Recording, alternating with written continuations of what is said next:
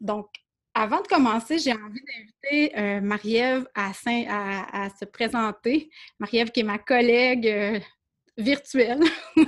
Donc, Marie-Ève, je te laisse te présenter. Coucou tout le monde, bon matin. En fait, Marie-Ève Bouchard, je suis de la nation Innu-Içipit. Je suis coordonnatrice de la planification communautaire globale depuis maintenant en fait, 1 an et demi. Donc, aujourd'hui, ce matin, je suis là pour vous partager de mon expérience, de notre expérience dans ce contexte pandémique aussi, puis comment qu'on a réussi à continuer nos opérations. Et je suis conseillère en développement économique aussi là, pour la Première Nation. Bonne présentation. Merci, Marie-Ève. Donc, moi, je suis Catherine Belland. Pour les gens qui ne me connaîtraient pas encore, je suis coordonnatrice en planification à l'Institut de développement durable des Premières Nations Québec-Labrador depuis 4 ans déjà. Avant d'être coordonnatrice de la planification communautaire, j'étais en planification de l'adaptation au changement climatique et avant ça, en planification gestion par bassin versant. Donc, la planification est mon mode de vie depuis plusieurs années déjà. Puis avec Marie-Ève, j'ai la chance de collaborer depuis 2019, si je ne me trompe pas, quand la Première Nation des Inuits a commencé son processus. On a demandé à Marie-Ève d'être ici ce matin avec nous pour vraiment pour nous offrir un point de vue terrain, un point de vue Première Nation sur comment ça se vit la planification communautaire dans une communauté. Nous, du côté de l'IDD-PNQL, notre travail, c'est vraiment d'accompagner les démarches de la manière dont les gens de la communauté ont envie d'être accompagnés. Donc, ça peut être d'offrir de la formation, ça peut être de donner du soutien technique, ça peut être juste un service conseil, ça peut être de partager des ressources, des outils, ou tout simplement pour les gens des communautés de participer à la communauté de pratique en planification communautaire. Donc, notre accompagnement s'adapte vraiment aux besoins des communautés. Donc, il n'y a aucune obligation jamais de travailler avec nous, mais je pense qu'on est quand même contents et on a du plaisir de travailler ensemble.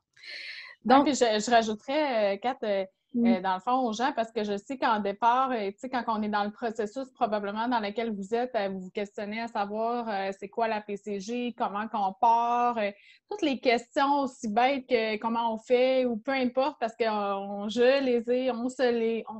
s'est questionné longuement. Et puis, tu sais, gênez-vous pas, il n'y a aucune question qui n'est pas pertinente. Au contraire, toutes les questions sont très bonnes à être posées et souvent, ça va souvent aider un ami, un collègue à côté à avoir clair. Fait que je n'hésite pas à poser vos questions. Je suis là pour ça. Donc, bienvenue à cette séance de planification menée par la communauté. C'est un plaisir, encore une fois, d'être ici avec vous. Donnez-moi juste un petit instant. Donc, je pense que la première chose qu'on avait envie de vous rappeler, Marie-Ève et moi, en commençant, c'était que bien qu'on vous propose une démarche qui est relativement nouvelle dans sa construction, vos nations planifient depuis toujours. Elles planifient depuis toujours pour la santé des territoires, pour la santé des communautés, pour la santé des familles, pour être capable de gérer les territoires comme vous souhaitez les gérer. Donc, là, il y a quelques images qui sont là. Il y a entre autres une image d'un village Ganingaram-Gamohawk qui date des années 1700, cette peinture-là. Donc, c'était déjà des modes de planification qui existaient. On voit aussi une carte du territoire d'Obidjouan ici, une partie du territoire d'Obidjouan avec certains territoires familiaux qui sont là, qui sont encore gérés aujourd'hui. On voit à côté, c'est plus du côté Innu, un déplacement en territoire, un campement en territoire. Donc, depuis toujours, l'occupation, l'utilisation du territoire, prendre soin des familles, c'est des choses qui se planifient à court et à long terme. Puis, ce qu'on voit aussi, on ne parlera pas de pandémie aujourd'hui particulièrement, mais ce qu'on a vu dans la planification d'urgence qui a été mise en place par vos communautés. C'est que toutes ces pratiques-là pour prendre soin des aînés, prendre soin des enfants, prendre soin des familles, elles servent aujourd'hui dans votre capacité à faire face à la pandémie, à garder vos proches et tout le monde en santé. Donc, on trouvait ça important de mentionner ces éléments-là en commençant avec vous. Donc, bien qu'on vous présente une forme de planification qui est relativement nouvelle, elle est bien enracinée dans vos formes de planification qui sont issues de vos différentes nations.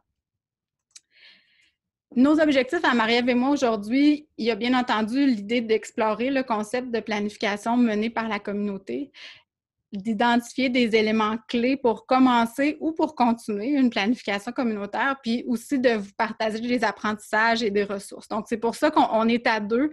Moi, je fais le volet accompagnement, donc j'ai des Premières Nations, donc j'ai une vision un peu d'ensemble de ce qui se passe dans différentes communautés.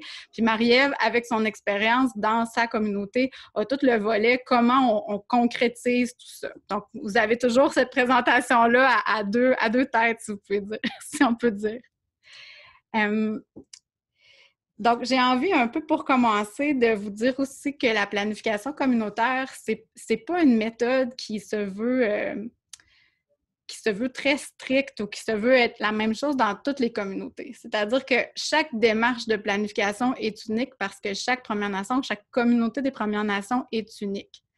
Donc, ça, c'est quelque chose qui est important. Il faut que votre façon de planifier soit enracinée dans votre culture, dans votre langue, dans votre territoire, dans votre communauté, dans vos familles. Donc, c'est pas quelque chose qui va être fait de la même façon d'un bout à l'autre. À ce moment-ci, au Canada, il y a au-dessus de 200 communautés des Premières Nations qui sont en cours de planification ou qui ont déjà même terminé un premier cycle de planification. Chacune l'a fait de manière unique. Donc, j'aurais peut-être envie, en commençant, avant d'explorer plus en profondeur le concept, de demander à Marie-Ève, est-ce que tu as envie de nous partager une vision peut-être un peu condensée là, ça a ressemblé à quoi à date votre voyage, le voyage d'Ispit en planification communautaire? C'est un peu quand est-ce que vous avez commencé, où est-ce que vous en êtes, c'est quoi vos prochaines étapes? Puis ça va nous permettre d'explorer un peu plus en profondeur le concept ensemble. Donc, Marie-Ève, je te laisse la parole, puis je vais arrêter le partage d'écran pour qu'on te voit mieux. On me voit plus grand. En fait, nous, à Ispit, le concept, dans les années 70, ici, il y a déjà une planification communautaire globale qui s'est faite. Dans le fond, l'objectif derrière ça, l'équipe en place, le conseil de bande, c'est vraiment là qui est né avec l'agent de développement économique à l'époque. Ils se sont dit, comment qu'on fait maintenant pour s'entreprendre, hein, voir l'avenir, pour créer des emplois puis être prospère. Donc, ça a vraiment été ça un peu le cœur. Donc, les gens sont partis, puis ont fait le tour de la communauté. On s'entend qu'à l'époque, il y avait peut-être 30 maisons là, ici à Ispit. Puis, ils ont demandé aux gens, qu'est-ce que vous voulez pour l'avenir? Qu'est-ce que vous voyez dans l'avenir? Fait qu'avec ça, ils ont fait un plan. Ils ont fait un plan, là, mais tu sais, un plan très simple là, avec des actions sur du long court, moyen, long terme. Donc, c'est un plan sur 30 ans. Donc, aujourd'hui, on est rendu à l'aboutissement de ce plan-là, dont 80% à peu près ont été faits. Et dans le fond, on était rendu à l'organisation, à l'appareil administratif, puis ça va rejoindre un petit peu ce que monsieur... Il y a un monsieur tantôt qui parlait, monsieur Bruno, directeur du territoire, bref, qui se demandait planification stratégique. Puis, dans le fond, l'appareil administratif se questionnait à savoir, en fait, il était rendu au moment de se doter d'une planification stratégique, dans le fond, le service de développement économique, la santé, l'éducation.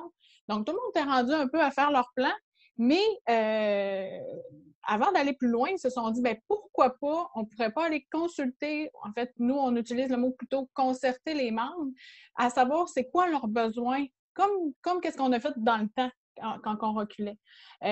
Pourquoi nous, parce que, ils se questionnaient à savoir, qu'est-ce que nos membres ont besoin, qu'est-ce qu'ils veulent comme avenir. Donc, ils ne voulaient pas réfléchir juste à l'interne puis faire la planification stratégique standard comme on voit, là, diagnostic, faire nos forces, faiblesses d'organisation, puis bon.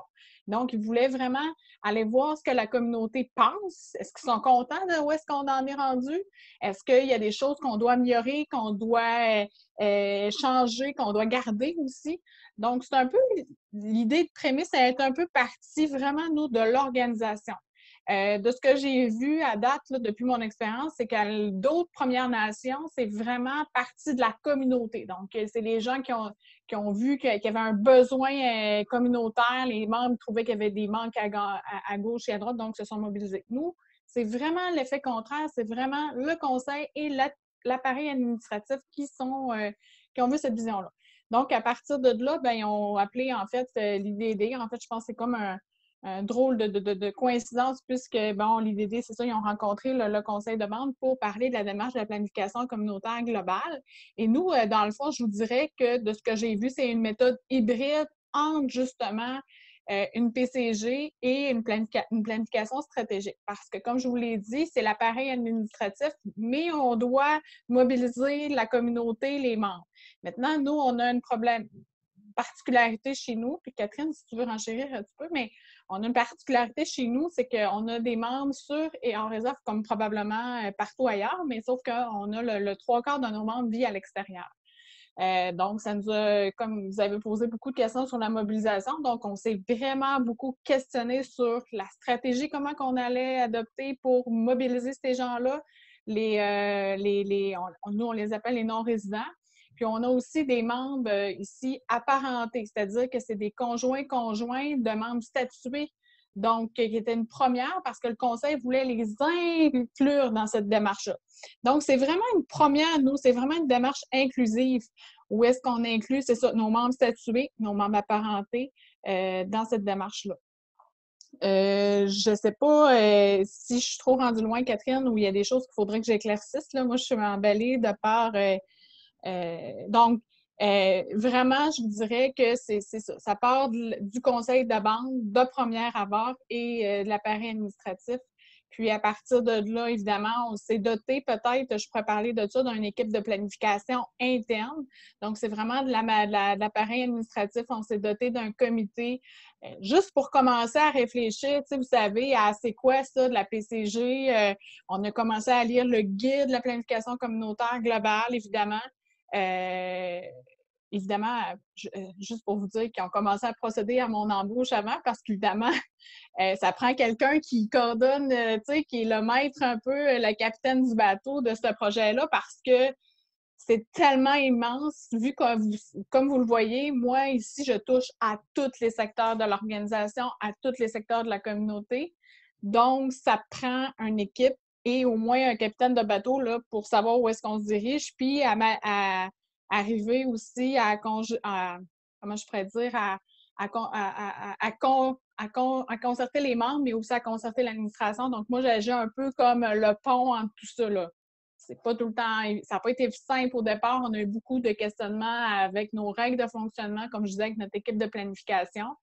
Et cette équipe de planification-là a permis de commencer à penser à comment qu'on voyait aussi, Catherine, tu peux m'arrêter, là, à commencer à réfléchir sur notre vision à long terme. Tu sais, ce qui est important dans la PCG, c'est vraiment de voir le projet dans son ensemble. De où est-ce qu'on en est là à la lettre A et la lettre Z et un peu placer les lettres de l'alphabet à travers. C'est crucial parce que ça nous donne en fait le droit chemin à savoir l'action qu'on entreprend aujourd'hui, elle va servir à quoi demain. Et ça, au fil du temps, c'est sûr qu'au départ, je vous dirais, le puzzle n'est pas clair, là, le filon n'est pas évident. Mais tranquillement, plus ça va aller, puis plus ça va s'éclaircir. Mais c'est quand même important d'avoir cette vision-là globale et de la partager avec nos conseillers, nos élus. Donc, on a un élu ici. Et que cette vision-là marche aussi avec l'appareil administratif, en tout cas, du moins, en gros. C'est sûr que vous comprendrez que dans les débuts, là, il y a eu quand même beaucoup de communication, beaucoup de transparence, beaucoup de divergences d'opinion, mais quand même d'avoir une communication franche, claire, puis à un moment donné, on s'entend sur une vision commune. Et évidemment, cette vision-là est toujours, à un moment donné, lorsqu'on lance officiellement la planification communautaire globale, elle est partagée auprès des membres de la communauté. Donc, ça a été, je vous dirais, ça paraît pas, mais c'est beaucoup de rencontres, de recherches, Comme je vous dis, nous, on est une méthode hybride ici entre la planification stratégique et la planification communautaire globale. Mais en fait, c'est vraiment une planification communautaire globale totalement, puisque les membres, nous, ce qu'on a fait, c'était ma priorité. Je vous dis, c'est comme ça que je l'ai vanté, en tout cas, du moins auprès des membres de mon conseil, c'était que l'humain allait être au cœur du projet. C'était ça ma mission, puis ce l'est encore aujourd'hui, puis je pense que ça reflète dans toutes les actions qu'on a entreprises. Je pourrais peut-être parler, en tout cas, du comité PCG, là, mais je ne sais pas si J'aurais envie de, en fait, parce qu'il y a déjà énormément de contenu. Moi, ce que j'aime beaucoup de la façon de travailler, bien, une des choses que j'aime beaucoup de la façon de travailler de Marie-Ève, c'est sa capacité à voir tout d'un coup. Fait que je pense que, de ma perspective, avec ce que tu nous as déjà donné comme mise en contexte, si tu veux, je vais juste ramener quelques éléments à la surface parce que c'est des éléments qu'on va voir plus loin ensemble. Marie-Ève, elle nous a parlé un peu déjà que ça prend un élément déclencheur pour faire de la planification et ça prend des gens qui vont porter le projet au départ. Donc ça, on va en parler un peu plus loin, mais ça peut... La graine de planification communautaire, si vous voulez, elle peut être plantée par beaucoup de gens différents dans la communauté. Dans le cas des CIPIT, la graine, elle a été plantée beaucoup par l'administration et par les élus qui ont dit, nous, on a envie d'entendre ce que les membres veulent pour leur avenir. Un autre des éléments que Marie-Ève nous a mentionné dès le début, c'est qu'il faut réfléchir au fait qu'une planification communautaire, ça va impliquer, si on veut réellement faire une planification communautaire, ça va impliquer tout le monde de la communauté. Donc, Marie-Ève vous a mentionné, bien entendu, les gens de l'administration, mais aussi les élus. Et elle vous a mentionné au niveau des membres le fait que ce n'est pas seulement les membres qui vivent dans votre communauté en ce moment, c'est aussi les membres de votre communauté qui vivent à l'extérieur. Pourquoi on implique aussi les gens de l'extérieur? C'est parce que les gens ne sont pas nécessairement à l'extérieur pour toute leur vie et ils demeurent un membre ou un citoyen de votre Première Nation ou de votre communauté, même s'ils vivent à l'extérieur. Pensez à tous vos jeunes qui sortent pour étudier. Il y en a la plupart qui ont envie de revenir chez vous. Donc, il faut s'assurer que ces jeunes-là vont pouvoir avoir du logement, vont pouvoir avoir un emploi s'ils veulent rester dans leur communauté, qu'ils vont avoir des endroits pour accueillir puis pour continuer à grandir. Dans les autres choses que Marie-Ève a commencé à vous mentionner aussi, c'est l'idée des différents types de planification puis des relations entre ces planifications-là. On va vous présenter, on a quelques diapositives là-dessus. Une autre des choses qu'elle vous a mentionné, c'est l'idée que ça ne se fait pas par une seule personne, une planification communautaire. Donc, bien que généralement, on engage une personne pour coordonner la démarche, dans le cas des CIPIT, c'est Marie-Ève, ça prend aussi une équipe et potentiellement même 2 types d'équipes pour coordonner cette démarche-là qui implique l'ensemble de vos membres. L'autre chose qu'elle a commencé à vous mentionner aussi, c'est le fait que c'est un type de planification qui touche tous les secteurs de votre communauté. Donc, autant l'éducation, la santé, tout ce qui est le volet gouvernance, donc le territoire aussi, là, j'en regardais, il y a beaucoup de gens qui sont là au niveau du territoire, évidemment, on en parle énormément. Oui, c'est ça. C'est une priorité des membres. À ça, donc que ça implique tout le monde. Puis l'autre chose que vous mentionnez aussi, c'est que c'est une planification à long terme.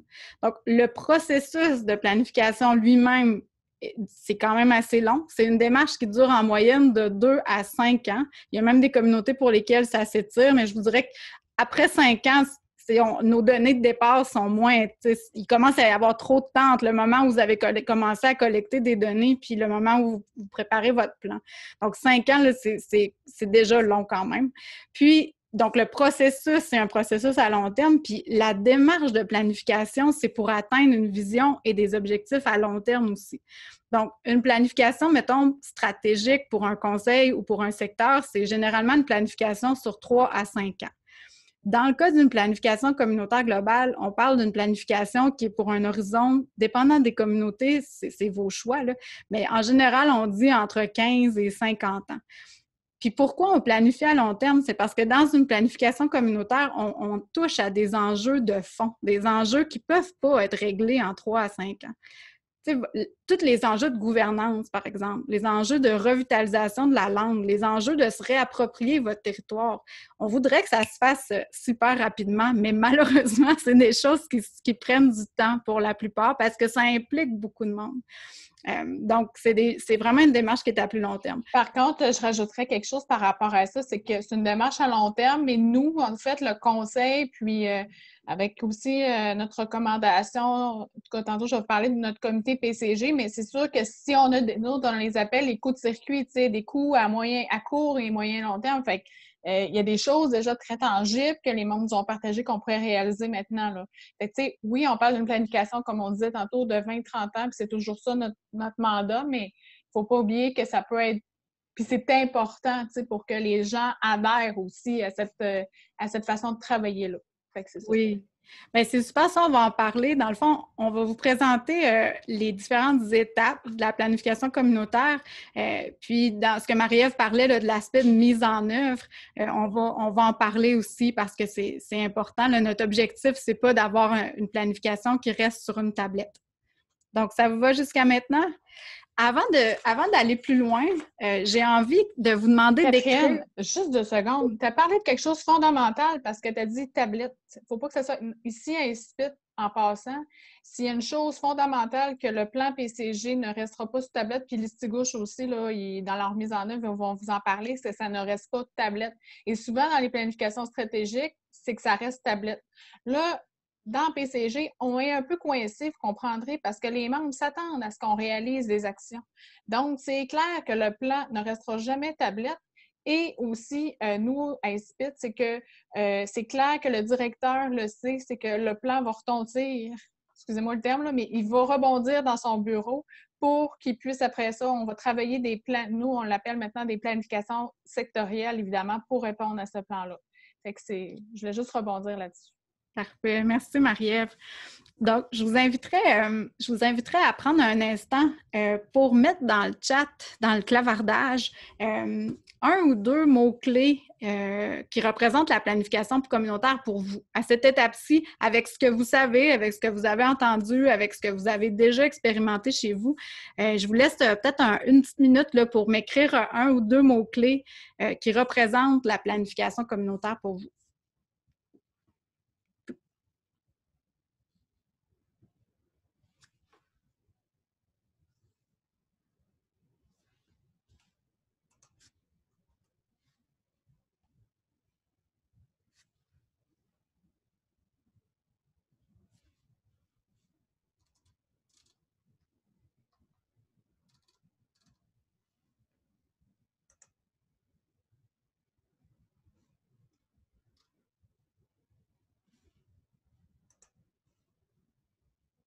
Donc, on voit des mots qui commencent à apparaître. Super. Donc, mobilisation, apprentissage collectif, concertation et distance, objectifs et stratégie, concertation, responsabilisation, collaboration, cohésion, effectivement. Donc, c'est tous des mots qui sont très, très, très, très appropriés.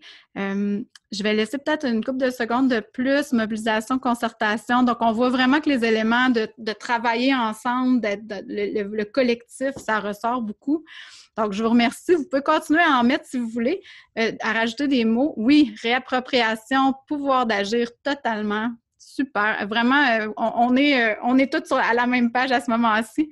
J'ai envie de vous partager mon écran puis de vous montrer certains des mots qui sont ressortis des expériences des communautés qui ont déjà commencé une planification communautaire. Donc, ça, c'est les mots que plusieurs personnes ont déjà utilisés pour parler de la planification communautaire. Donc, selon les coordonnatrices avec qui on a travaillé jusqu'à maintenant, la planification communautaire, c'est vraiment la voix collective de la communauté. Donc, c'est pas quelque chose, c'est pas une famille ou c'est pas le conseil ou c'est pas un secteur. On parle vraiment d'une voix collective où on a entendu tout le monde, les aînés, les femmes, les hommes, les enfants, les élus, l'administration, les membres qui vivent dans la communauté, qui vivent à l'extérieur, donc tout ce monde-là ensemble. Il y a aussi la notion de carte vers l'avenir. Donc, ce qu'on souhaite, c'est que ça soit vraiment quelque chose qui nous donne un chemin, puis qui nous donne une façon d'aller vers où est-ce qu'on veut s'en aller tout le monde. Puis où est-ce qu'on veut s'en aller tout le monde, c'est une vision collective pour créer du changement positif. On fait pas ça pour le fun, c'est beaucoup trop de travail. On veut avoir du plaisir, mais on fait pas ça pour rien. Il y a une vision au bout de ça, on sait où est-ce qu'on veut s'en aller. Et ça nous donne aussi un chemin pour l'équilibre et l'harmonie. Donc, ce qu'on veut, c'est qu'ultimement, tout le monde dans la communauté trouve sa place autour de cette vision-là. C'est aussi un chemin vers l'autodétermination et l'autosuffisance. Chacune de vos nations, chacune de vos communautés a une vision pour son avenir où vous êtes autosuffisant, autodéterminé, indépendant de la manière dont vous le souhaitez. C'est un type de planification qui peut vous permettre d'atteindre ça. Et ultimement, c'est un rêve collectif. Donc, Marie-Ève, je ne vais pas t'enlever tes scoops, mais sûrement qu'elle va vous parler du slogan que Cipit a choisi là, pour leur démarche. Je vais la laisser en parler, plus tard, mais il y a clairement l'idée d'avoir un rêve et de le concrétiser dans la planification communautaire. Donc, on a commencé à vous parler de l'élément de vision parce que c'est très important. La vision communautaire, c'est la chose autour de laquelle tout le monde peut se rallier. Donc, une vision communautaire, ça peut être plutôt long, comme vous voyez la version du conseil, la version de Gahinnawake qui est à droite. La version à gauche, c'est la version de l'Estigouche. Il y en a une qui est en Ganyangha puis l'autre qui est en anglais et en Mi'kmaq. On vous encourage à travailler votre énoncé de vision dans votre langue, quitte à le traduire par la suite en français ou en anglais comme vous souhaitez, parce qu'il y a des concepts qui vous appartiennent puis qui sont vrais, que ça se peut que vous puissiez juste exprimer dans votre langue. Fait qu'on vous encourage à le faire en Innu, en Anishinaabe-Mowin, à le faire en Wolastoqey si vous le souhaitez, puis de le traduire par la suite. Fait qu'on vous encourage à travailler avec les gens chez vous qui parlent la langue pour vous aider à vraiment développer une vision qui inspire tout le monde, qui vous rassemble, puis surtout qui va rester vrai dans le temps. Donc, il faut que ça soit quelque chose qui parle de vous, de qui vous êtes, puis de où est-ce que vous voulez aller. Puis, comment on articule le lien entre la vision puis, mettons, les différents autres outils de planification? C'est que la vision, c'est ce qui nous oriente à long terme. C'est là où est-ce qu'on veut s'en aller. Puis, c'est à ça que va se rattacher tous les autres outils de planification de la communauté. Donc, que ce soit en économie où on veut, mettons, avoir un plan de développement économique ou où on se fait un plan pour la revitalisation culturelle, un plan d'éducation, le plan stratégique du conseil, tout ça se rattache à la vision des membres. Puis là, je peux vous donner une autre façon de voir ça. Donc, c'est un autre visuel. Le plan communautaire, c'est un genre de plan parapluie qui dit c'est quoi la vision de la communauté puis ses grandes orientations. À partir de ça, le conseil, lui, peut trouver des manières de traduire cette vision-là puis ces orientations-là à plus court terme, dans un plan de 3 à 5 ans, avec des priorités. Mais les priorités sont rattachées à la vision de la communauté. Donc, tout ça, ça s'attache ensemble. Puis après ça, pour rendre ça encore plus concret, bien, chaque secteur peut, après ça, traduire cette vision-là puis les orientations dans son travail au quotidien, dans ses plans aussi. Donc, tout ce temps-là, la communauté est là, le conseil, les différents secteurs, puis les membres de la communauté sont là aussi. Et tout le monde sait comment il se rattache à la vision communautaire. Puis on a aussi tout l'aspect de reddition de comptes à la communauté qui est important. Donc, ce qu'on veut, c'est que les membres comprennent ce qui se passe, qu'ils voient les résultats. Comme Marie-Ève disait, que c'est pas une tablette, on n'est pas là. Tu sais, ce que les gens disent est pris en compte, est écouté, puis mène à de l'action. Donc, c'est vraiment des éléments qui sont importants. Est-ce que ça va jusqu'à maintenant? Peut-être me faire un petit pouce. Tout est beau jusque-là? Super. On va continuer, puis on va prendre une petite pause là, dans une quinzaine de minutes, juste pour vous donner une idée de où est-ce qu'on est rendu. Donc, je vais y aller rapidement pour les phases de la planification. La planification communautaire, comme les autres types de planification, c'est un processus qui est cyclique. C'est-à-dire que vous allez répéter les mêmes phases de planification à un intervalle que vous allez vous donner. Dans le cadre de la planification communautaire, le cycle complet, donc si on parle puis là, on va détailler les étapes, là, mais le cycle complet de la pré-planification jusqu'au moment où vous allez réviser votre plan, ça prend souvent 7 ans à peu près là, pour se rendre là. Pourquoi on fait une révision du plan éventuellement? C'est parce que notre contexte change, les données de base changent, puis ça nous permet aussi de faire le point sur tout ce qu'on a accompli jusqu'à maintenant, puis ce qui nous reste encore à accomplir, puis est-ce qu'il y a des nouvelles priorités qui ont comme émergé entre-temps depuis le moment où on a commencé le cycle. Donc, c'est pour ça qu'on refait un tour de roue. Donc, on va y aller un peu plus en détail. Donc, je ne sais pas si vous remarquerez, là, mais les photos qui sont là, il y a du monde que vous allez peut-être reconnaître. Là. La photo d'en haut, c'est le comité de planification de la Première Nation des Inuits-Inupiat. En partie, là, il manque un petit bout de l'image. Puis en bas, c'est l'équipe de planification de la Première Nation Abitibi-Winnie.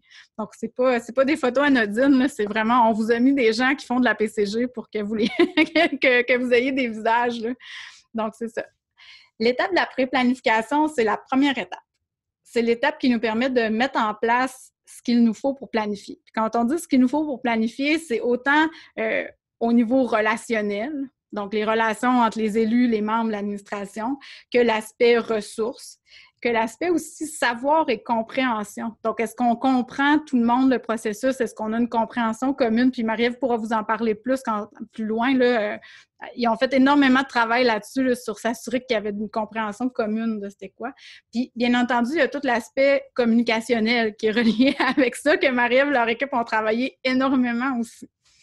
Donc, la pré-planification, ça dure en moyenne, je dirais, au minimum 3 mois. Généralement, c'est plus 6 mois à 1 an, là, la mise en place, si vous voulez. Puis, c'est cette étape-là qu'on va regarder en détail dans la deuxième partie de notre atelier ce matin. Parce que la majorité d'entre vous, à peu près tout le monde, n'a pas encore commencé sa planification ou vous-même êtes nouvelle dans le processus. Fait que c'est pour ça qu'on va s'attarder plus à l'étape de la pré-planification. Donc, à la pré-planification, on l'a dit, rassembler les ressources, identifier des gens pour coordonner le processus, développer des outils de base, puis développer une compréhension commune. C'est vraiment le cœur de ce que ça nous prend pour commencer la démarche. Une fois qu'on a ça, on tombe dans l'étape de la planification comme telle. La planification, c'est vraiment l'étape où on collecte les données que ça nous prend pour éventuellement rédiger ou créer le plan. Là, je dis rédiger ou créer parce que un plan peut définitivement avoir une version écrite, ça peut être un document, mais vous pouvez aussi décider de créer des affiches, de faire une vidéo. Il y a toutes sortes de manières de partager votre plan avec les membres de votre communauté puis avec vos partenaires. Donc, ce n'est pas obligé d'être juste un document écrit.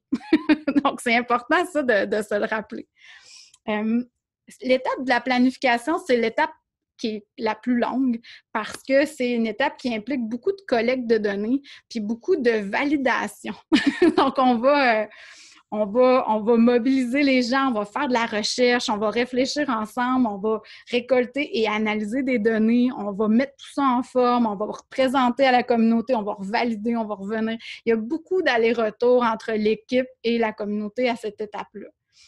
C'est aussi l'étape où on va faire un lien avec les autres démarches en cours. C'est une étape qui implique beaucoup de collaboration.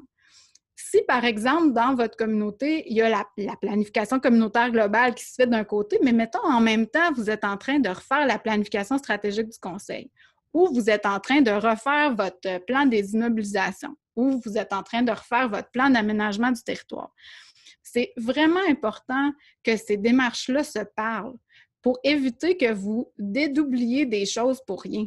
Tu sais, si vous faites déjà des entrevues avec les aînés pour aller chercher des savoirs sur le territoire, on vous invite à les partager entre les démarches pour ne pas reposer les mêmes questions à votre monde 3, puis 4, puis 5 fois. C'est une très bonne façon de les fatiguer et c'est une bonne façon qu'ils ne se sentent pas écoutés. Donc, on vous encourage à l'étape de la planification de vraiment faire des liens entre les gens dans votre communauté. Puis, on le sait que c'est pas facile parce qu'on le sait que tout le monde est occupé. Personne n'a jamais assez de temps. Tout le monde est débordé et tout le monde est vraiment impliqué dans ce qu'il fait. Donc, des fois, on oublie de juste regarder un petit peu ailleurs. Donc, on vous invite en planif à regarder un petit peu ailleurs. Marie-Ève, tu veux rajouter quelque chose? Hein? Bien, en fait, je dirais que c'est essentiel, tu sais, avant de commencer à les collecter les données, c'est vraiment, moi, en fait, la façon comment on a procédé, c'est que moi, je me suis assise avec tous les directeurs de l'organisation à savoir, ben c'est, tu sais, parle-moi de ton secteur d'un, parle-moi de tes plans, as-tu un plan d'action, as-tu une planification stratégique, c'est quoi tes enjeux que tu as remarqués au fil des années? C'est quoi qu'est-ce que tu as entendu que les membres t'ont dit? Souvent, ils sont sur le plancher des vaches ou leurs employés, donc ils ont souvent une connaissance déjà. Donc, c'est important, avant d'aller faire une cueillette de données, de connaître sa communauté, de connaître les mœurs et coutumes, de connaître son histoire. Souvent, quand on commence, en tout cas, du moins, moi, je suis une membre ici dans la communauté, mais tu sais, je veux dire, je connaissais pas tout, je veux dire, tout l'historique, d'où on vient, qui on est, c'est qui la nation Innu Inuit. Fait que ça, c'est important qu'on la comprenne bien, qu'on comprenne toutes les sphères de la communauté pour vraiment, parce qu'en quelque sorte, on est vraiment les porteurs, puis souvent les membres vont nous poser des questions dans tout secteur azimut. Fait que c'est important qu'on ait une bonne compréhension puis une bonne façon de procéder. Fait que ça, je vous dirais que ça paraît pas, mais c'est long à faire. Puis moi, ce qui m'a aussi aidé, c'est Catherine en parlait tantôt, c'est de l'équipe, d'avoir une équipe solide. Moi, je suis pas toute seule, là. J'ai travaillé pendant quasiment 1 an avec un consultant. En fait, c'est un ancien employé du conseil de bande qui était très apprécié de tout le monde, puis qui connaissait profondément la communauté dans toute son histoire, puis aussi je veux dire, toute la loi sur les Indiens, tout ça. Fait qu'il m'a vraiment bien épaulée, puis j'ai vraiment eu une meilleure connaissance à partir de là. Ça, c'est essentiel aussi. Donc, ça été un gros, gros plus. C'est ça que je voulais rajouter. Merci, Marie-Ève. Ben oui, merci. C'est exactement ça. Donc, c'est important de réfléchir au fait qu'une planification communautaire, ça le dit, ça prend une communauté pour la faire. Donc, même si vous allez avoir une coordonnatrice, par exemple, puis une équipe, puis des gens impliqués, bien, il faut que les membres puissent participer aussi. Donc, c'est vraiment une démarche qui se fait en équipe. Donc, pour cette étape-là de la planification, c'est une étape qui dure en moyenne de 1 à 3 ans, dépendant des ressources que vous avez, puis dépendant des étapes que vous voulez accomplir. Mais ça vous permet généralement de répondre à 4 grandes questions. Où étions-nous par le passé? Donc, vous regardez les racines, vous regardez votre histoire, vous regardez le contexte passé. Un volet portrait diagnostic, donc où sommes-nous à présent? C'est quoi notre contexte actuel? Puis, où voulons-nous aller? Donc, c'est quoi notre vision pour notre avenir? C'est quoi les orientations, les objectifs qu'on veut se donner? Vous pouvez aussi vous donner des idées d'action. Les gens, souvent, ont besoin de très concret pour se rattacher. Donc, on n'est pas obligé d'être dans du théorique. On peut être aussi dans du concret. Puis, pour continuer à savoir comment on va y arriver, bien, c'est important aussi de penser déjà à cette étape-là, ça va être quoi votre stratégie de mise en œuvre? Ça va être quoi votre plan de suivi? Comment vous allez savoir que vous avez atteint vos objectifs? Puis finalement, de vous donner tout de suite une procédure sur comment mettre à jour le plan. Donc, on peut se dire, bien, dans 3 ans, après la mise en œuvre, voici ce qu'on va faire, on va réviser le plan de cette manière-là. Ça, c'est ce qu'on va utiliser comme outil. Puis, voici comment on va fonctionner.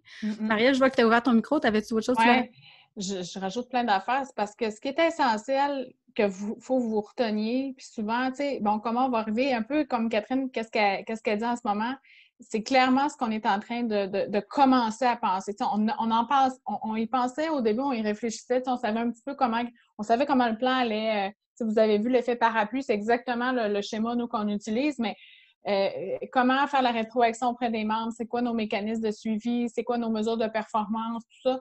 Déjà, tu sais, puis aussi ce qu'on voit, nous, avec toute la mobilisation communautaire qu'on a amenée, puis la façon qu'on travaille avec les autres aussi, les élus aussi sont réconfortés parce qu'au départ, ça fait peur de, tu sais, laisser beaucoup de place aux membres, puis de les écouter, puis t'as tout le temps peur que, bon, vous savez, là, en gros, qu'il y ait des opinions, puis des opinions divergentes. Nous autres, on l'appelle la boîte de Pandore à Rouvre, on avait clairement peur. Les élus, c'était très inconfortable au départ, mais la façon comment on l'a monté, ça a bien été. Ce que je veux juste arriver à dire, c'est important que qu'est-ce que vous faites comme cueillette de données, que ce soit un sondage, des forums de discussion, des SurveyMonkey, peu importe, que ça ait un sens pour l'étape. C'est un peu ce que je disais avec les lettres de l'alphabet tantôt. Ce que vous faites à A va vous servir pour B, va vous servir pour C.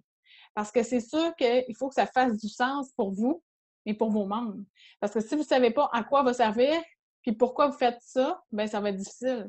Comme nous, dans le fond, toute l'histoire, la cueillette de données, on a fait comme je vous ai dit, nous autres, c'est une méthode hybride, puis c'est un peu le portrait diagnostic. On a fait un diagnostic auprès des membres de la communauté, puis aussi auprès des membres de l'administration, de l'appareil administratif pour combiner puis valider nos données.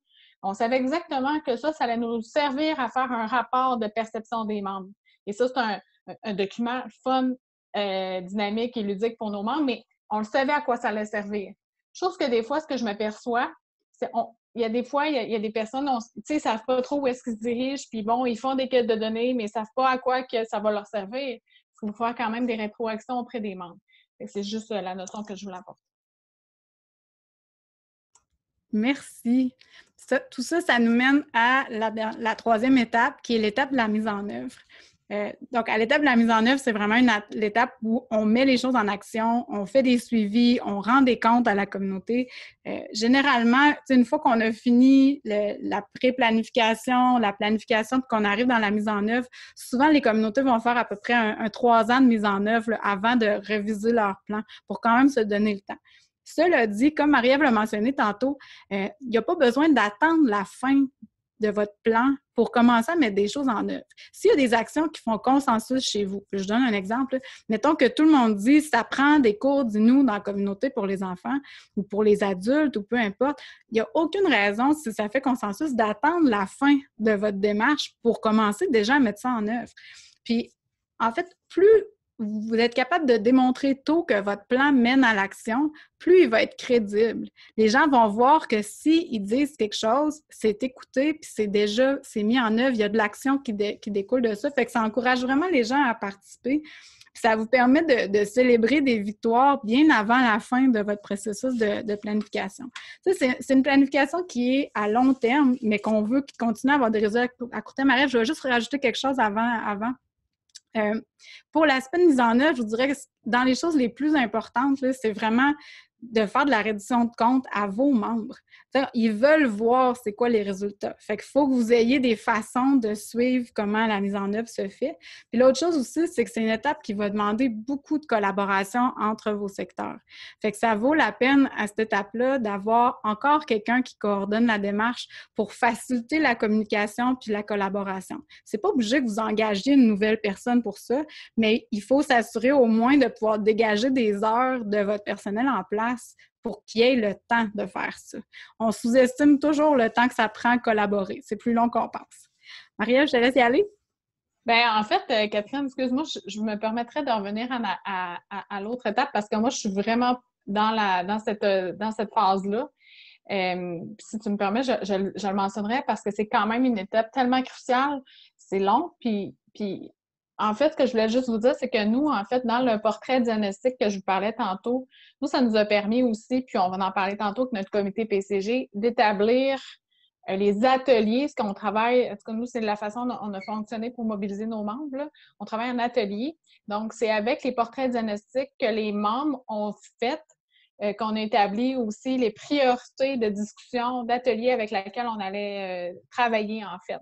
Donc, vous savez, en fait, c'est juste que je voulais vous apporter encore la notion de pourquoi on faisait nos portraits, puis pourquoi on faisait notre diagnostic. C'est parce qu'on savait très bien que c'était pour aller chercher aussi les sujets, les priorités de vision d'avenir que les membres voulaient qu'on aborde dans un premier temps. C'était juste ça la notion, Catherine, que je voulais apporter. Super. Bien, maintenant qu'on a fait le tour d'un premier cycle de planification, juste avant de prendre la pause, j'aimerais ça juste vous l'avez déjà mentionné tantôt dans vos réponses là, de ça veut dire quoi la planification communautaire pour vous. Vous avez mentionné collaboration, vous avez mentionné mobilisation, réappropriation, pouvoir d'agir, leadership partagé, décolonisation. Pourquoi c'est utile d'avoir un plan communautaire? Bien, ce que vous avez dit se retrouve ici. Il y a clairement l'idée d'avoir le pouvoir d'agir de la communauté. Quand on dit pouvoir d'agir de la communauté, c'est vraiment que chacune des membres sentent qu'ils ont du pouvoir et qu'ils sont impliqués dans le bien-être et dans l'avenir de la communauté. Il y a tout le volet de coordonner le développement futur, donc avoir une vision à long terme qui est coordonnée. Fait que tout l'aspect de coordination, de collaboration se retrouve là. Il y a aussi l'aspect de vraiment célébrer vos traditions, vos cultures, comme elles sont vécues maintenant, comme elles ont été vécues par le passé, puis comme vous voulez les vivre dans votre avenir aussi. Tout tout le volet, on n'en a pas parlé beaucoup, mais de guérison et de réconciliation. Dans certaines communautés, puis c'est pas partout, mais dans plusieurs communautés, la collaboration, les relations sont pas faciles. La colonisation, elle a brisé beaucoup de choses, elle a créé et elle crée encore d'énormes blessures qui font que c'est des fois plus difficile de travailler ensemble, de se parler, d'avoir une vision collective. Fait que le processus de planification communautaire peut aider à créer des espaces de guérison où après, on réapprend à être ensemble, à vivre ensemble, puis à être capable de rêver ensemble pour notre avenir. Il y a aussi tout le volet des possibilités économiques. Tu sais, dans l'idée de l'autosuffisance puis de l'autodétermination, il y a une idée aussi que vos territoires, vos ressources sont des endroits où est-ce que avec lesquels vous allez pouvoir vivre pour votre avenir aussi, créer des emplois pour vos jeunes, puis vivre et protéger le territoire comme vous le souhaitez. Améliorer la performance, c'est beaucoup lié à la collaboration puis aux manières dont on est capable de prendre les décisions à l'interne parce qu'on travaille plus ensemble. Puis bien entendu, tout le volet là, de travail d'équipe et de compétences. Juste avant la pause, j'ai envie de peut-être demander à Marie-Ève, déjà à SPIT, vous n'avez pas fini votre processus, mais est-ce qu'il y a des changements positifs que vous observez déjà? Ça, c'est drôle parce que justement, je demandais des fois à Catherine de m'aiguiller à savoir, tu sais, des fois, quand on est trop dans notre projet, on a de la misère à se déconnecter puis à voir l'ensemble de la forêt. Mais la semaine passée, dans certains ateliers de mobilisation qu'on tient actuellement, les gens me disaient que c'était déjà, tu sais, ben, en tout cas, moi, je partage ce que les membres me disent, mais autant que nous, parce que vous savez que la pandémie, on travaille effectivement beaucoup sur le web maintenant, puis le tisser des liens, de se faire confiance, de la cohésion sociale. Entre les élus aussi, c'est hey, on est content d'entendre ce que les gens ils veulent, puis que, tu sais, dans le fond, c'est positif, puis ils veulent juste l'avenir, ils voient l'avenir d'une façon positive, puis de voir aussi que qu'est-ce qu'on fait actuellement, on le fait bien.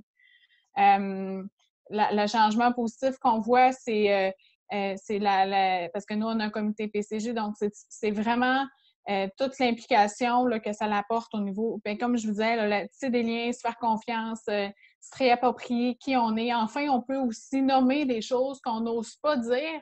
Je sais qu'il y a un élu avec nous un matin, là, mais en assemblée générale, souvent, les gens n'osent pas des fois dire quelque chose. C'est vraiment des plateformes dans lesquelles ils se sentent bien pour parler ensemble de qu'est-ce qu'ils souhaitent. Évidemment, on voit des membres non résidents, donc justement, de pouvoir faire des connexions, c'est vraiment des choses qui sont vraiment beaucoup. Mais toi, Catherine, je sais que tu m'en nommes vraiment beaucoup, mais peut-être tu peux en partager avec les membres parce que des fois, j'en oublie. Là. Je trouve que tu as déjà nommé beaucoup de choses. Tout l'aspect de la fierté, l'aspect de l'écoute, l'aspect aussi de que même vos membres qui n'habitent pas dans votre communauté sentent un sentiment d'appartenance accru. Oui, oui, Moi, oui. c'est quelque chose que je vois beaucoup. Là. Oui, puis là, pendant que tu parles de la fierté, c'est un élément fondamental. Puis vous voyez les photos un petit peu là en haut à droite. En fait, on a fait un documentaire, moi je l'appelle un court-métrage, mais c'est une vidéo d'une douzaine de minutes sur un film identitaire, Chinainu, qui veut dire nous autres en Innu. Puis, dans le fond, ça avait comme objectif en fait, c'est tous nos membres qui sont au cœur du vidéo, puis ça parle de qui on est, où est-ce qu'on est, puis où est-ce qu'on veut aller. C'était vraiment pour lancer, en fait, on l'a fait dans le cadre du lancement officiel de la PCG, nous, on l'appelait la grande soirée de la PCG. Mais bref, cette vidéo identitaire-là, où est-ce que c'est nos membres qui parlent, qu'on est allé chercher plein de familles, des jeunes, des aînés, des moins jeunes, des gens qui ont travaillé dans l'appareil administratif avant, qui étaient quand même des membres aussi. C'est toujours des membres par contre, là, évidemment des membres statués. Puis, vous voyez les jeunes aussi en bas, là, à gauche, là, ça, c'est tous nos jeunes et nous qui ont participé à cette vidéo-là. Fait qu'évidemment, tu sais, écoutez, ça a été magique. Là. Les gens se sont vus, ont vu. Puis c'est un peu, je vous dirais, le point crucial, nous autres, de notre PCG. Comme je disais, les membres au cœur du projet.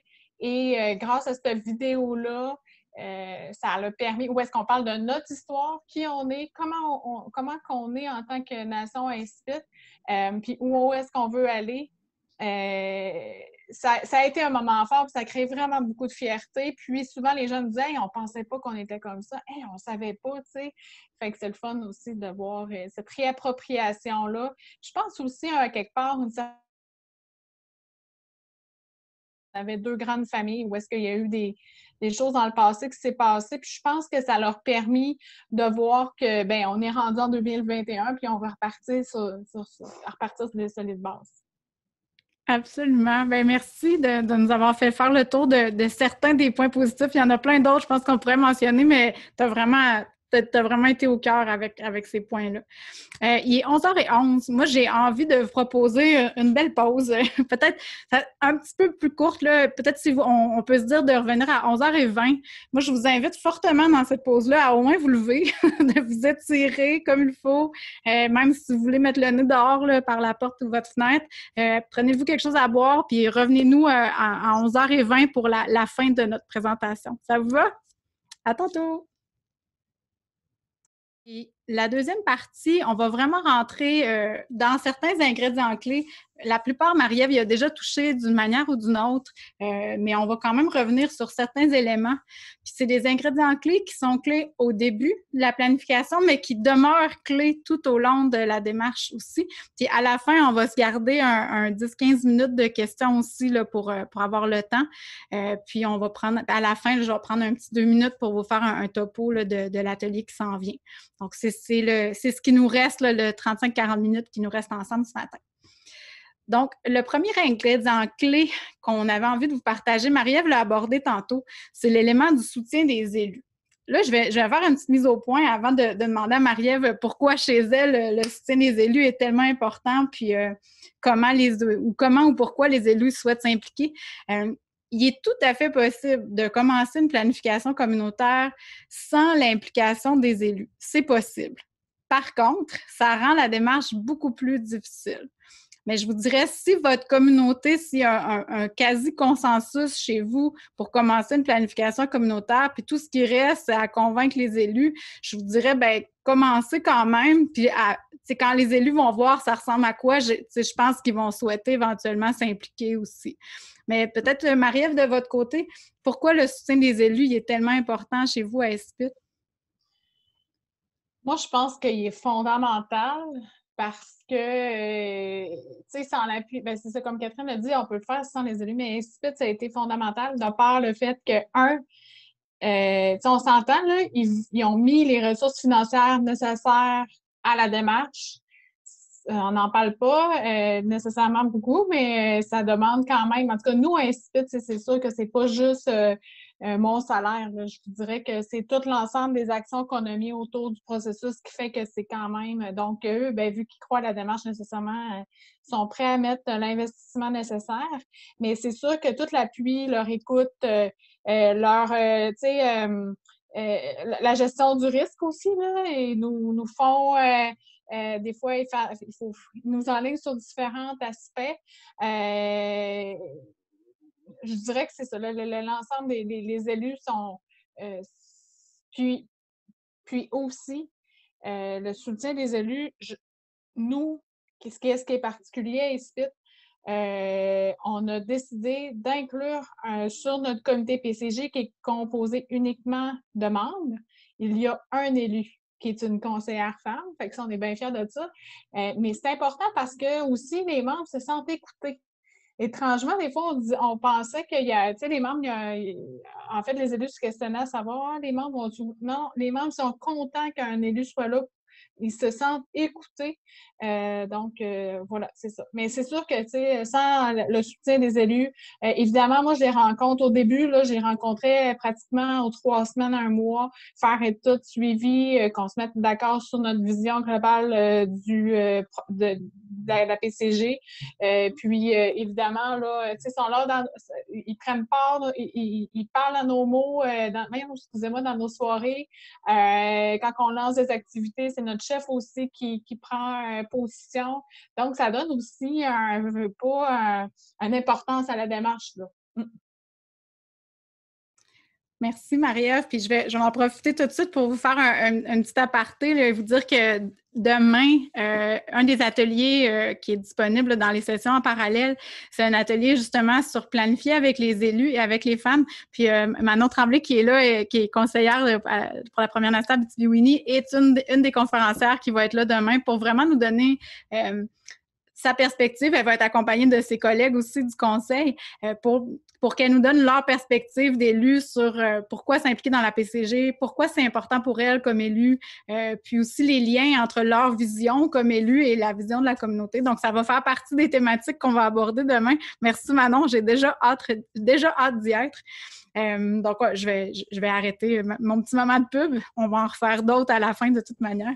Je voulais juste rajouter peut-être, avant qu'on passe à l'autre ingrédient clé, il y a plusieurs façons dont les élus peuvent soutenir le processus. Maria vous en a mentionné quelques-unes. C'est celle, entre autres, de siéger à une équipe ou un comité de planification. Elle vous a mentionné aussi que leur chef s'adresse à la communauté. Il va faire, dans les mots du chef, ils vont en parler. Leurs élus peuvent participer aussi aux vidéos, à tous les outils promotionnels, aux activités.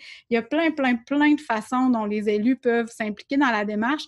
Puis, je voyais aussi, là, comme Thérèse le mentionnait dans le chat, ça prend quand même la maturité, ça prend de l'écoute, ça prend un désir pour des élus d'écouter leurs membres. Donc, c'est quelque chose qui est important. Oui, Marie-Ève? Oui, je vais juste rajouter, toutefois, à ICPIT, en fait, là, malgré Kim avait, en fait, dans tous nos ateliers de mobilisation communautaire, il n'y a aucun élu, mis à part Kim, mais qui est là beaucoup, en fait, nous, le rôle du comité PCG, on en parlera, mais c'est vraiment de l'écoute, donc elle est là juste pour écouter. Mais sinon, il n'y a aucun élu et aucun gestionnaire qui viennent dans nos ateliers. De un, on ne veut pas que les membres se sentent un peu gênés de dire leur opinion ou d'émettre certaines idées. Puis, c'est ça. Puis en fait, c'est vraiment la raison. C'est pour que les membres se sentent à l'aise et bien d'exprimer ce qu'elle va dire. Parfait. Bien, d'ailleurs, merci Marie-Ève parce que tu nous amènes au point suivant qui est le soutien de l'administration. Donc, quand on dit administration, on parle autant les directeurs, directrices des différents départements, on peut parler aussi des gestionnaires, mais on peut aussi parler des employés. Donc, pour nous, la notion d'administration, c'est quand même assez large. Marie-Ève, pourquoi c'est important que l'administration soutienne la démarche de planification communautaire? Qu'est-ce que ça change d'avoir leur soutien? Bien, évidemment, ils connaissent les membres, ils connaissent aussi leur enjeu de secteur.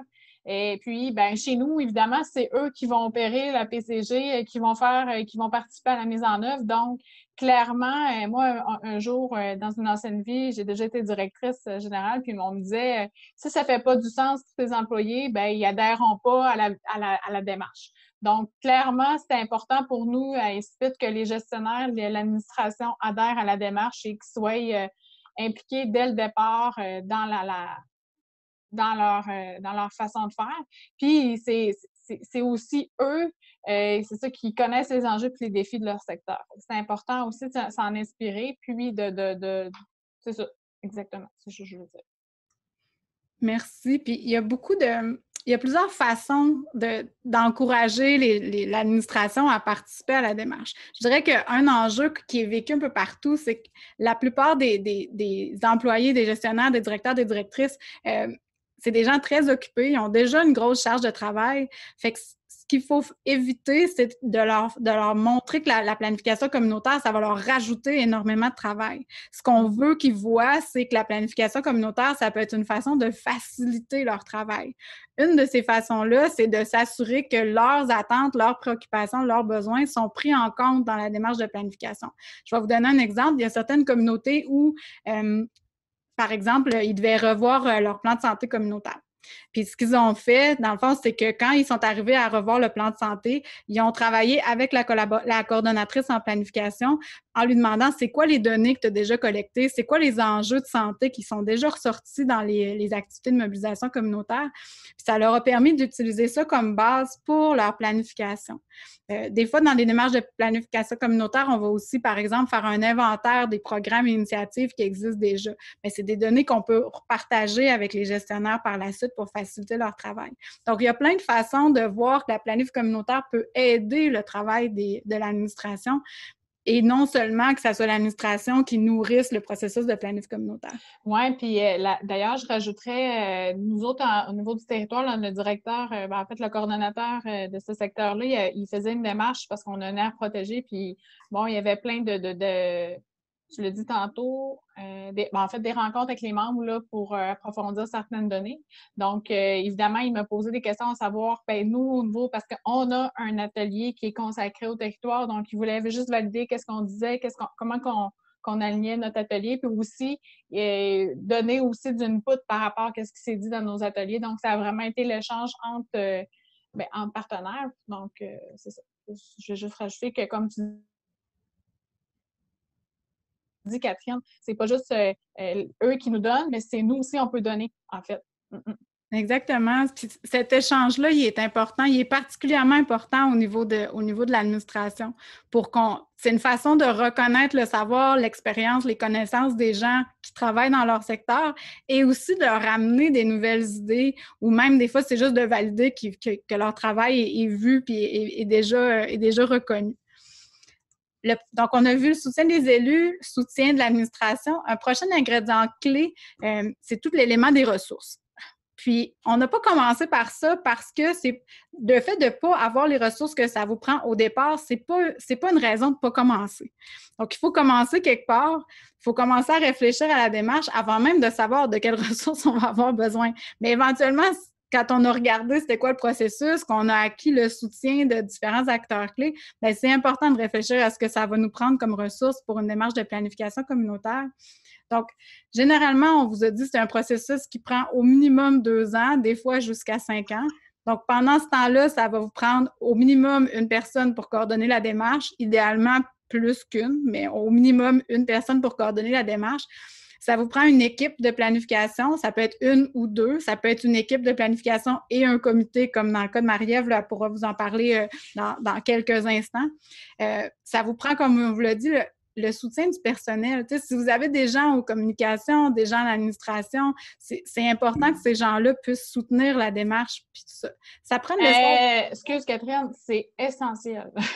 Oui, puis on va y revenir. C'est pour ça que je ne vais pas insister parce qu'on a des diapos là-dessus dans quelques instants. Je vais juste insister sur l'espace de bureau puis l'espace de rencontre.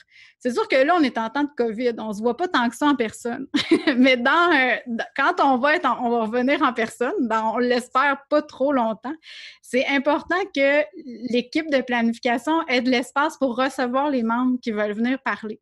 Puis ça, je suis consciente que dans plusieurs de vos communautés, c'est pas si facile que ça de trouver de l'espace, mais on peut se permettre d'être créatif. Il y a des gens qui ont comme transformé une partie de la salle communautaire en un espace planification communautaire, par exemple, où on va mettre des posters, puis on va mettre une partie des données sur les murs, puis tout ça. Donc, soyez créatifs, mais c'est important que la planification communautaire ait un espace physique où est-ce que les gens peuvent venir s'impliquer. Tout le volet équipement informatique, ça n'a jamais été aussi important qu'aujourd'hui, matériel de bureau. Puis après ça, des ressources pour les activités de mobilisation communautaire. Puis ça c'est toutes sortes de choses. Là. C'est autant la nourriture que l'espace physique, que le matériel. Donc, ça prend des ressources, tout ça. Puis comme Marie-Ève vous a dit au début, c'est important d'avoir une vision d'ensemble de tout ça. Donc, pour avoir une vision d'ensemble, bien, ça vous prend un plan de travail pour votre planif communautaire, en gros. Là, je vous donne juste 2 exemples qui sont tirés de 2 planifications. Puis à la fin, je vais vous dire où trouver ces outils-là. Donc, inquiétez-vous pas, là, je vous donne des images rapides, là, mais je vais vous dire où trouver tous ces outils-là. Donc, vous dotez d'un plan de travail. C'est pas obligé d'être super détaillé, mais au moins avoir une grande idée de ce que vous allez avoir pour chacune de vos étapes. C'est quoi votre échéancier global à peu près? Puis après ça, vous pourrez détailler plus précisément chacune des phases. Marie-Ève, je pense que vos plans de travail sont comme pour 6 mois d'habitude, à peu près, 3 à 6 mois, mais c'est quand même assez détaillé là, par la suite. Donc, au niveau du budget, je trouve ça important de le mentionner parce que, les gens se demandent combien ça coûte. Je vous dirais que c'est très variable d'une communauté à l'autre. Ça dépend de vos revenus communautaires, ça dépend du financement externe que vous arrivez à aller chercher, que ce soit au fédéral. Pour l'instant, je vous dirais qu'au provincial, il n'y a personne que je connais qui a été chercher de l'argent pour faire spécifiquement de la planification communautaire, mais il y a des fois moyen d'utiliser du financement que vous avez reçu pour faire en mobilisation communautaire pour arrimer tout ça. Je connais personne qui a fait de collecte de fonds dans notre région, mais j'en ai vu dans d'autres communautés qui faisaient du socio-financement pour certaines activités de mobilisation pour d'autres régions. Mais dans notre région, à date, les planifications sont financées principalement par Services aux Autochtones Canada à travers un programme qui s'appelle Développement professionnel et institutionnel. Puis les revenus communautaires là, pour les communautés qui le souhaitent, là, c'est aussi une façon de financer la PCG. Je vous dirais que minimalement, surtout à l'étape de planification où il y a beaucoup d'activités de mobilisation, minimalement, on parle de 70 000 $ par année. Là. Ça, c'est minimum. Puis ça peut monter facilement à 200 000 $ par année si vous engagez des gens pour vous aider avec différentes parties de votre projet. Donc, c'est une fourchette qui est large, mais c'est ce qui représente la réalité de ce qu'on voit sur le terrain. Pour l'instant, Services aux Autochtones Canada nous a dit que la planification communautaire globale pour notre région, c'était une priorité de financement. Il n'y a pas de programme dédié, mais il y a plusieurs programmes qui peuvent être utilisés pour financer de la planification communautaire. À la fin, à la dernière diapo, je vous ai mis les coordonnées de la personne à contacter à Services aux Autochtones Canada si vous avez des questions pour le financement de la planif communautaire. Donc, ça fait le tour pour moi pour l'aspect budget. Je vais prendre les questions à la fin, juste pour qu'on ait le temps de voir c'est quoi les éléments clés. Cet outil-là aussi, vous allez le retrouver aussi dans des outils qui sont sur notre site web. Un autre ingrédient clé, et là, on a Marie-Ève ici, c'est tout l'aspect de coordination. Marie-Ève, j'ai le goût de te poser la question, c'est quoi que tu considères qui sont tes compétences puis, mettons, les qualités les plus importantes dans ton rôle? Qu'est-ce qui te sert au quotidien comme coordonnatrice en planif? C'est drôle que tu me poses cette question-là. Puis ça a été une réflexion que j'ai faite justement pour l'atelier de mobilisation communautaire. Souvent, on se pose la question, mais quand même, ça part de soi, ça part de qui tu es en tant que coordonnatrice. Je vous dirais que ça prend quelqu'un qui est convaincu de la démarche, qui est convaincu, qui la connaît beaucoup, qui a un grand leadership. Moi, je me considère un peu, comme je disais tantôt, un peu comme le capitaine du bateau, puis je ramène tous les matelots là, à la bonne direction pour arriver à bon port pour faire notre plan. Mais ça prend quelqu'un qui est vraiment relationnel, qui est près des membres, qui a un grand esprit d'écoute, qui n'a pas peur des opinions divergentes, parce qu'il y en a, évidemment. C'est quelqu'un qui a beaucoup d'empathie. Évidemment, il y a des gens qui se démontrent, c'est une plateforme, comme je le disais, où est-ce que les membres peuvent exprimer leur opinion et tout ça. Évidemment, c'est quelqu'un je pense qu'il y a des bonnes habiletés communicationnelles. Elle a besoin, c'est pas obligé d'avoir je veux dire, vous voyez un peu, là, tu sais, je pense pas que je suis quelqu'un qui est très, mais bon, tu sais, quelqu'un qui s'exprime quand même bien, qui n'a pas la gêne nécessairement, puis qui est quand même capable de prendre part dans les discussions, dans les forums, parce que c'est sûr qu'elle va être appelée à animer beaucoup dans les rencontres et tout ça. C'est ça. Mais un grand leadership, tu sais, c'est juste être convaincu de la démarche, parce que la première personne qui va jouer un rôle fondamental sur la mobilisation, c'est elle. C'est elle qui va mobiliser, c'est elle qui va en parler de la démarche. Donc, si tu n'es pas convaincu, tu sais, c'est comme n'importe quoi, là. Tu sais, vous avez tout acheté un char un jour, puis, tu sais, trop aussi, c'est pas comme pas assez. Fait que, je veux dire, être convaincu pour vendre le projet, puis transmettre sa passion auprès des membres. Fait que ça, c'est quelque chose qui est important, puis c'est de le vivre. Tu sais, c'est pas juste ah oui, tu sais, je vais vendre ma salade, puis tout ça. Non, c'est d'y croire fortement. Fait que ça, je pense que c'est des éléments fondamentaux. Évidemment, c'est quelqu'un qui a quand même beaucoup d'expérience en planification, qui est capable, c'est ça, capable de gérer un budget. Catherine, vous avez parlé un petit peu du budget. Là, si vous avez des questions, je peux vous répondre très ouvertement à nous comment ça fonctionne ici, mais évidemment, là, avoir des bonnes capacités. C'est toute la planification dirigée, organisée qui est importante dans ce contexte-là. Je ne sais pas, y a-t-il d'autres choses que je ne vois pas? En fait, là, pour l'instant, je dirais que ça fait un peu le tour. Là. Marie vous a parlé de tout l'aspect planification, animation, communication, puis d'avoir de la patience, de la passion, de l'écoute, puis une soif d'apprendre aussi, parce que peu importe qui vous choisissez pour ce rôle-là, c'est impossible que cette personne-là ait dès le départ toutes les compétences puis les savoirs que ça lui prend. Tu sais, c'est un rôle qui est complexe, mais il y a toujours moyen d'apprendre. Il y a énormément de formations qui sont disponibles. Il y a une communauté de pratique qui est là pour soutenir la personne que vous engagez aussi. Donc, ce qui est surtout important, c'est que la personne elle ait déjà un minimum de connaissances de la communauté, qu'elle soit capable d'avoir des bonnes relations avec les gens. Puis qu'elle ait envie d'apprendre. Je dirais que ça, là, c'est vraiment au cœur de la personnalité d'une coordonnatrice en planification. Exact. Puis je rajouterais, Catherine, aussi, c'est quelqu'un qui est capable de reconnaître ses faiblesses aussi. Moi, mes faiblesses, tu sais, exactement, mettons, par exemple, au niveau communicationnel, mais je veux dire, tout ce qui a trait au web aussi, à toute l'animation des ateliers, comment monter les canevas d'ateliers, tout ça. Puis de toute façon, ça, c'est un autre élément clé. Là. Puis s'il y a quelque chose qu'il faut vous retenir, moi, ce que je vous conseille fortement, c'est que lorsque vous animez des ateliers, c'est bon que ce ne soit pas quelqu'un, même la coordonnatrice ou un membre de la communauté, quelqu'un qui est impartial. Donc, les membres ne se sentent pas jugés, sont à l'aise bref, sont à l'aise plus vraiment à exprimer leur opinion. Mais c'est ça. Fait que je voudrais reconnaître ses faiblesses puis pas avoir peur aussi, c'est ça, d'aller chercher l'expertise nécessaire. Donc, nous, à ICIPIT, comme je vous disais, au niveau communicationnel, marketing aussi, on s'est greffé d'une équipe, je dirais, notre comité de base, là. Donc, communication, marketing, puis un autre aussi plus en planification atelier. Mais c'est important que ces personnes-là soient dès le départ dans le processus pour qu'ils comprennent la philosophie puis le minding.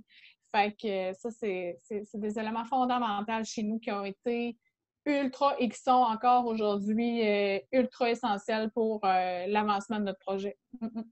Merci. Puis tout ça, en fait, ça vise à à s'assurer que les membres sont au courant de la démarche puis qu'ils soutiennent la démarche. Tu sais, c'est un ingrédient clé. Vous ne pourrez pas faire une planification communautaire réussie si les membres ne sont pas impliqués dans la démarche, si les membres ne la soutiennent pas. Donc, tout l'élément qui est de mobiliser la communauté, c'est un élément qui est fondamental. On ne rentrera pas beaucoup dedans demain pour la simple et bonne aujourd'hui, pour la simple et bonne raison que demain, il y a Marie-Ève qui fait une présentation complète là, sur le sujet de planifier en équipe puis mobiliser. Donc, il y a cette présentation-là en français qui est disponible le matin. Puis dans la présentation, dans l'histoire communautaire des CIPIT, vous allez aussi avoir d'autres exemples de mobilisation communautaire.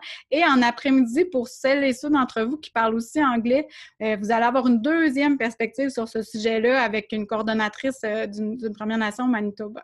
Donc, mais juste pour vous dire, là, toutes les questions que vous avez posées, là, tantôt je n'en parlais, c'est toutes des questions que je me suis posées. Ça te prend-tu un plan? Par où tu commences? Tu fais comment mobiliser? C'est exactement les questions que je me suis posées. Fait que demain, je vais essayer du mieux possible d'y répondre puis vous partager l'expérience puis comment qu'on a fait ici à ICIPIT.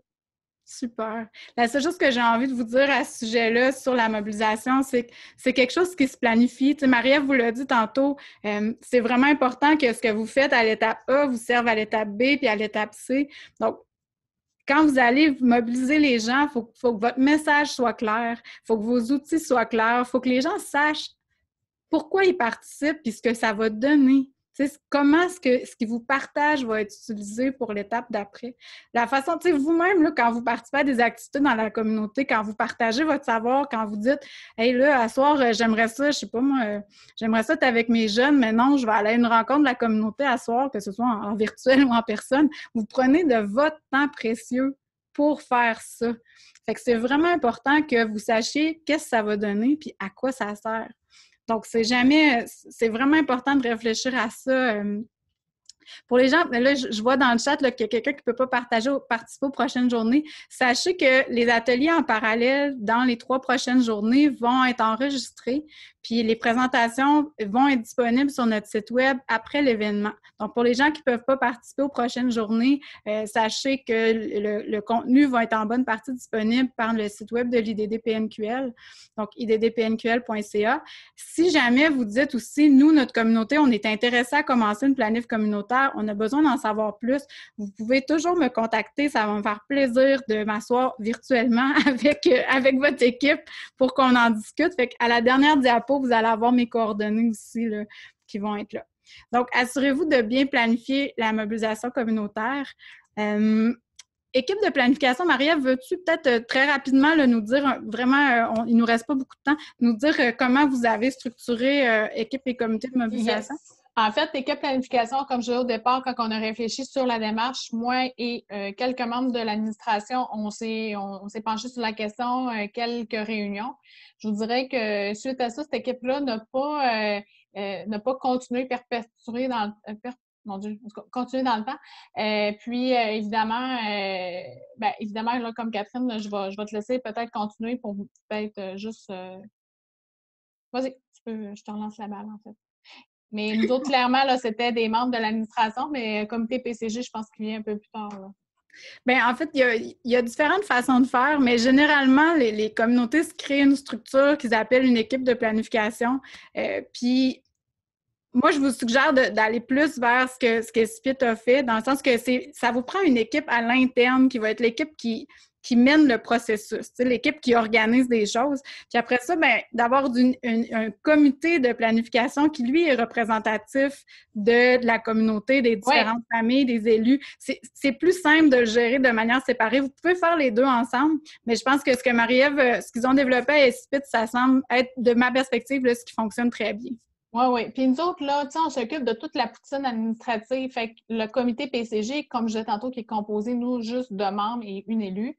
Eux n'ont pas à faire les plans, à faire les... Non, les comptes rendus, tout ça, c'est nous autres à l'interne. C'est moi qui s'occupe de ça, c'est moi qui réfléchis à l'animation. Mais par contre, on a toujours un transit, un flux de communication avec le comité PCG parce que c'est quand même la voix des membres. Donc, c'est eux qui sont quand même gardiens de notre processus, nous autres.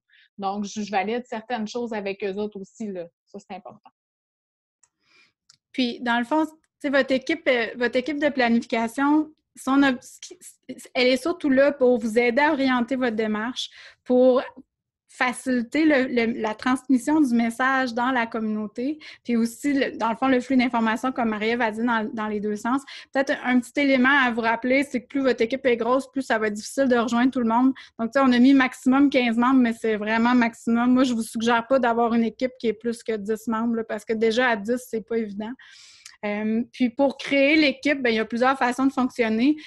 Souvent, les gens vont faire un genre de mélange entre des annonces publiques, là, des appels à tous, puis des invitations ciblées, là, si on voit qu'il y a certaines catégories, si vous voulez, qui sont moins où il y a moins de gens qui veulent s'inscrire. Au niveau du mandat de l'équipe, c'est quelque chose qui peut être clarifié à l'avance ou c'est quelque chose qui peut être décidé en groupe par la suite. Là, chaque communauté le fait un peu différemment. Avant de vous quitter, avant qu'on arrive aux questions, j'aimerais juste vous dire que dans les outils qui vont être disponibles, qui sont déjà et qui vont être disponibles sur notre site web, il y a un outil qui est dans la boîte à outils en planification communautaire globale du Anishinaabe-Aski Development Fund. Je vais vous mettre le lien dans le chat par la suite. Puis qui sert à évaluer votre niveau de préparation. C'est un outil qui est très simple et très efficace parce que ça touche la plupart des éléments clés qu'on a déjà abordés ensemble ce matin. Il y a 2 pages, là, ça c'est la page 1, je ne vous ai pas mis les 2 pages dans la présentation. Ça vous permet de voir les éléments qui sont un peu plus difficiles. Là où, pour l'instant, là, c'est un défi pour vous. Puis les éléments qui sont déjà une force pour vous, que vous avez déjà d'acquis.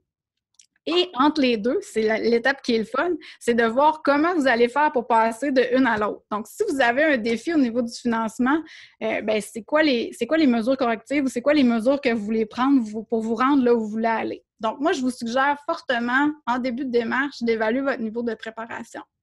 L'autre chose que je vous suggère fortement en début de démarche, c'est de regarder autour de vous, c'est qui les alliés, c'est qui les réseaux qui existent déjà.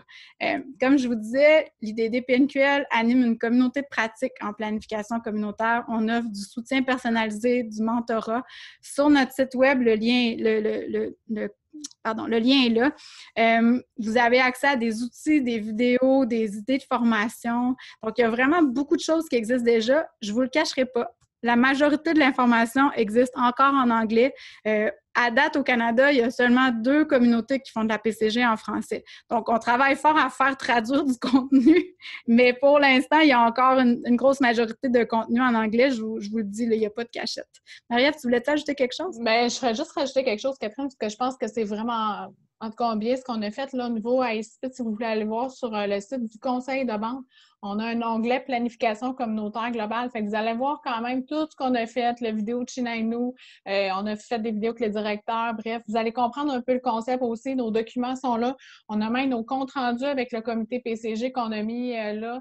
Comme vous voyez, nous autres, notre communication est assez transparente, là, fait que je vous inviterai à aller le consulter. Puis on a même aussi notre timeline, c'est-à-dire, tu sais, l'étape 1, l'étape 2, 3, 4, 5, qu'est-ce qu'on a fait puis les actions qu'on a entreprises.